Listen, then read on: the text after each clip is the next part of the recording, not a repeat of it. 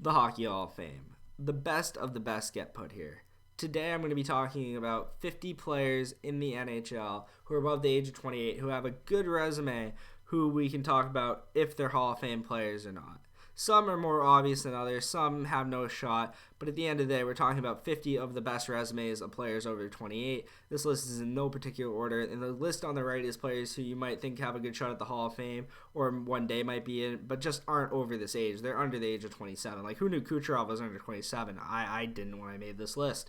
Number one for players to talk about, Henrik Lundqvist. I think this one's pretty self-explanatory. He's going to be top 10 in wins at the end of the day. Top 6 in Vezina voting 6 straight years. He was really one of the best goalies of the 2000s and 2010s. Henrik Lundqvist. Sidney Crosby, I'm not going to say anything. You should know Sidney Crosby's resume. 3-time Cup winner. Best leader of the generation at the forward position. Corey Perry, the peak just wasn't long enough. That's all I can say here. Great player at his prime. 50-goal scorer at one point, but just the peak wasn't long enough.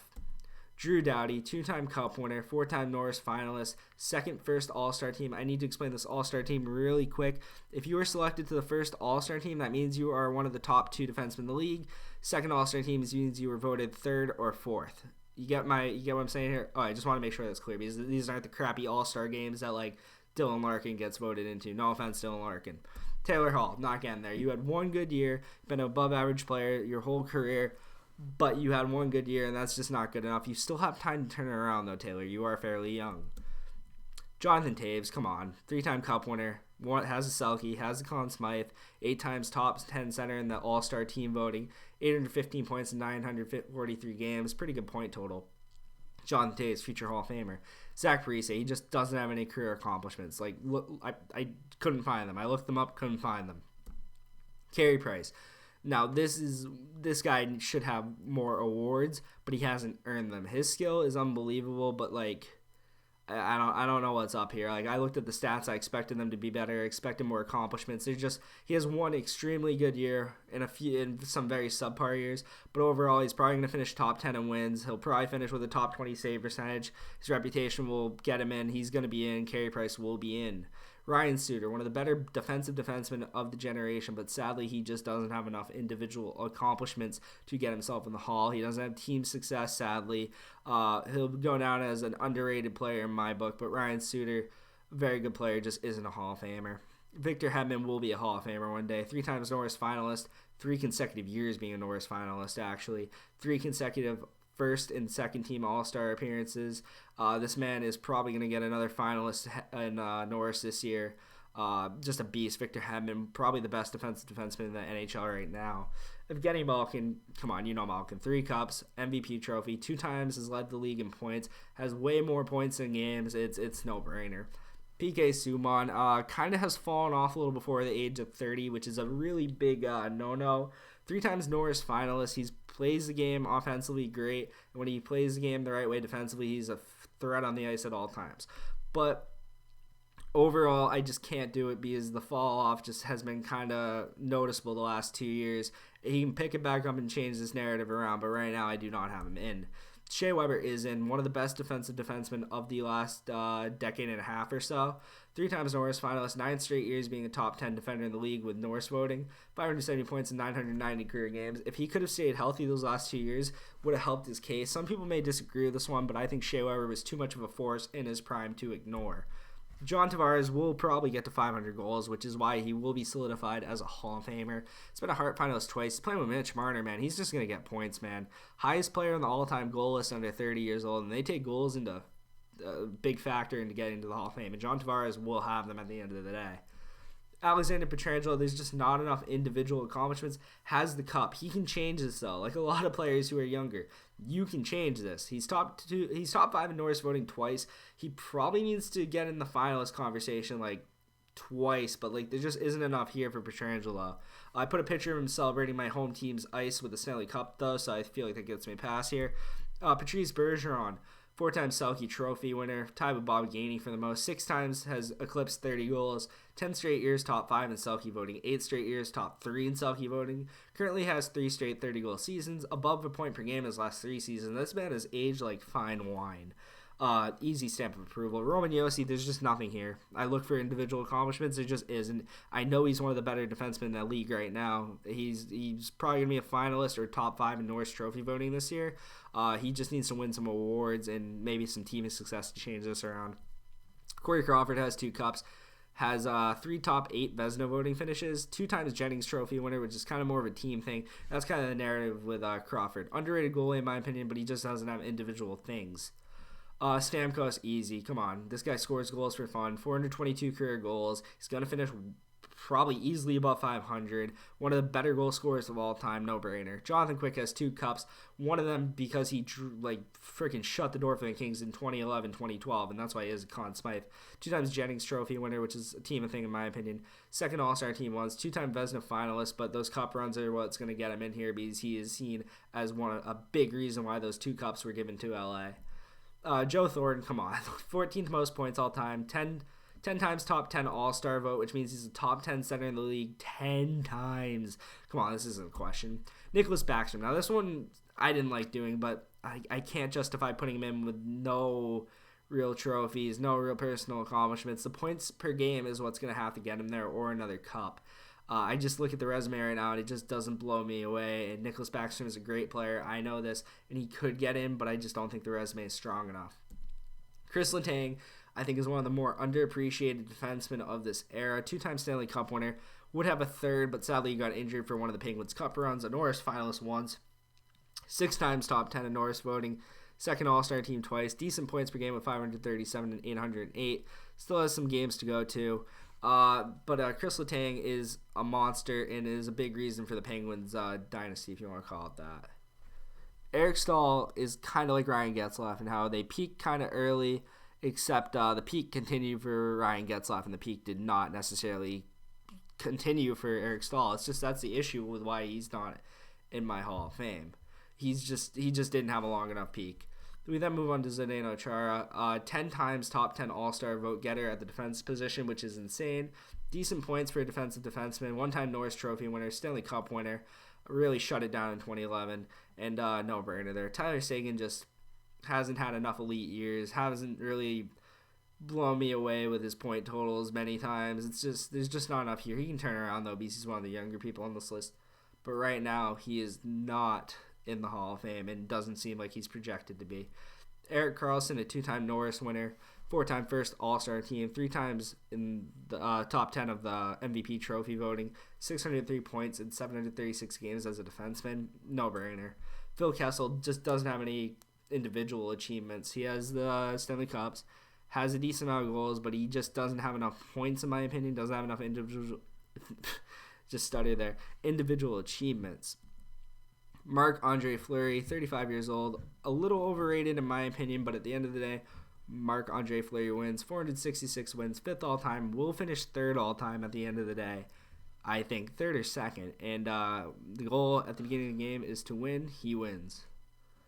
Claude Giroux has finished 3 times in the top 4 in Hart voting, has been on the 2nd All-Star team once. Claude Giroux is newly a left wing, but he used to play center, which is why he does not have more All-Star teams. Very good points per game. 5-11 seasons above a point per game. Claude Giroux easily is a Hall of Famer in my opinion. John Carlson's 2018 Stanley Cup, 3 times has finished top 10 in Norris Trophy voting, will win the Norris Trophy this year. Bet on it. And he is on track to be a Hall of Famer at the end of the day because of his individual and team accomplishments that he has helped them get in Washington. Duncan Keith, 3-time Cup winner, Conn Smythe in 14-15. It should just be 15, I'm pretty sure, but for some reason I wrote 14. 2-time Norris winner, one of the best defensemen of this generation. Duncan Keith, it will be him. Brent Burns' peak was too short.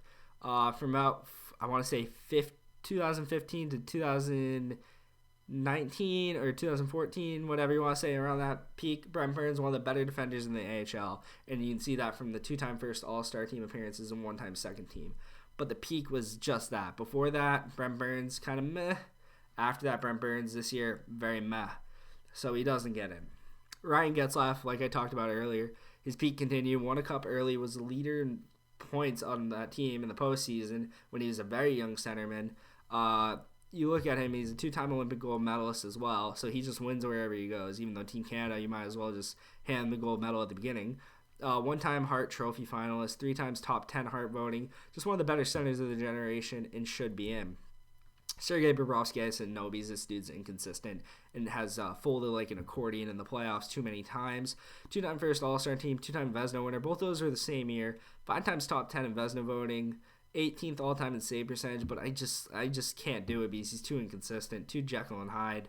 The highs are highs. He has over 930 save percentage both years. He won the Vezina, but besides that, I mean, there's not a lot really jumping off the page besides those 2 or 3 years that he was elite. Ben Bishop is one of the most consistent, underrated goalies of this generation, but sadly he has no individual trophy, so he will not get in. Ben Bishop deserves your respect, and I hope you pay it to him. Pekka Rinne, 4-time Vezina finalist, which is the most of any goalie on this list, actually. 17-18 Vezina winner. First team All-Star one time, second team All-Star another time. Really underrated. I think he should get in. Tuukka Rask should also be in. I know I'm giving more goalies the pass in here than some people would like to, but I think you're going to have to look beyond cups to find goalies who deserve to go in when you're looking at this generation of goalies, because it's just a lot harder to win a cup, and there's not a ton of like multi-cup winners like there used to be when there was dynasties like once a decade. But he's a Vezina winner, has the 3rd best save percentage of all time, has led a team to a cup final twice. They haven't won. Neither time was because of him. I put it in the stats right there. You can blame him for Game 6 all you want, but the Blackhawks were just a better team. Last year, the Bruins didn't show up in Game 7. Can't blame Tuukka for either of those, but in my book, he's a Hall of Famer. Giordano had an amazing year, and he's been a very good defenseman for most of his career.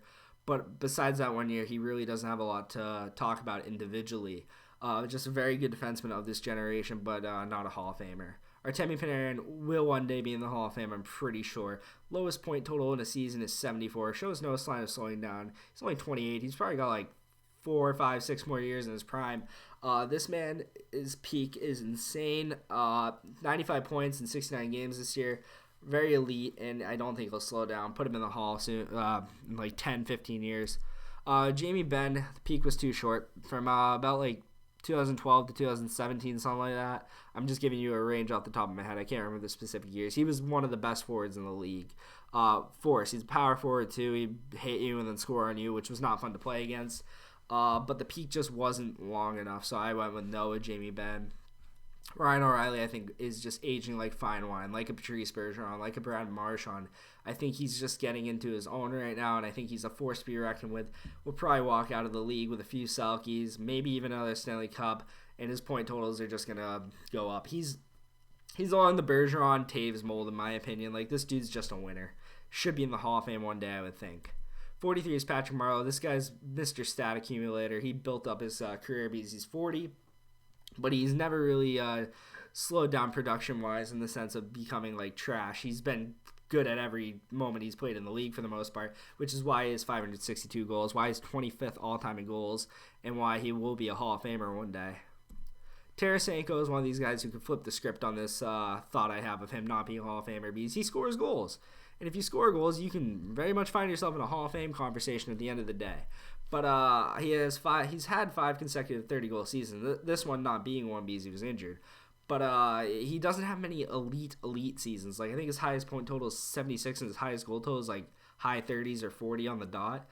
Decent points per game, but he really just needs to have like a few outstanding seasons for me to consider him a Hall of Famer. Or win some hardware besides the Stanley Cup, like win an individual trophy, a Rocket Richard or something. Then Tarasenko really puts himself in front of me and says, here's my resume. But right now, I'm just not feeling it. Brad Marchand has gone 4 consecutive seasons with 85-plus points. Is really getting that points total close to the game total. I said 646 points in 751 games. That's supposed to be 646 points in 751 games. Has made 2 All-Star teams, 2 times top 10 in Hart voting, and doesn't seem like he's slowing down anytime soon. He needs probably like 2-3 more elite seasons, but I really think he's going to get that playing with Pasta and Bergeron. Joe Pavelski he had a good peak, but I wouldn't say it was elite enough to warrant him getting into the Hall, and I don't think anyone's going to argue me on that. Alexander Ovechkin, come on. No brainer. This dude's the best goal scorer of all time. Has a cup. 8-time Rocket Richard Trophy winner. About to be 9 if they cancel the rest of the season, which would mean he's won it like half the seasons he's been in the league or more than that, ridiculous. It's just ridiculous. 3-time MVP too, undeniable. Patrick Kane, also undeniable. 3-time Cup winner. MVP trophy, check. Art Ross points leader, check. Stanley Cup MVP, Conn Smythe trophy, check. 3-time first team All-Star, check. Patrick Kane's got all the hardware. Blake Wheeler, another player who ages like fine wine into their 30s, just getting better. 1-time top 10 Hart voting, but the individual accomplishments just aren't there. He's one of the better power forwards. He's pulled a reverse Jamie Benn, really, if you think about it. And if you combine this part of Blake Wheeler's career with the first part of Jamie Benn's career, you have maybe the best power forward in the history of the NHL. But sadly, it doesn't work like that. And Blake Wheeler, just his first part of his career just wasn't good enough. And unless he keeps this up for 5 more years, unlikely. Anze Kopitar, no-brainer. 2-time Selke winner, 2 times Cup winner, 5 times top 10 All-Star voting at the center position. Very good points per game. He also falls into the Taves, Bergeron, O'Reilly role, except like he might be the best scorer out of all of them when you look at point totals. This guy's really underrated, and it's because he's on the West Coast. But this is my list, guys. This is a list of 50. I'm now done with it. And I hope you guys are killing me in the comment section, because I can guarantee you I am wrong about all of these. Thank you for watching. If you like the video, hit the thumbs up button. If you want to subscribe for more hockey content, please do. I have a cool video reliving the Vegas Golden Knights and Sharks Game 7 last year. I'd appreciate it if you check that one out. I'll leave a link in the description. But that's all I got for you today. Thanks for watching, and I'll talk to you next time. Peace.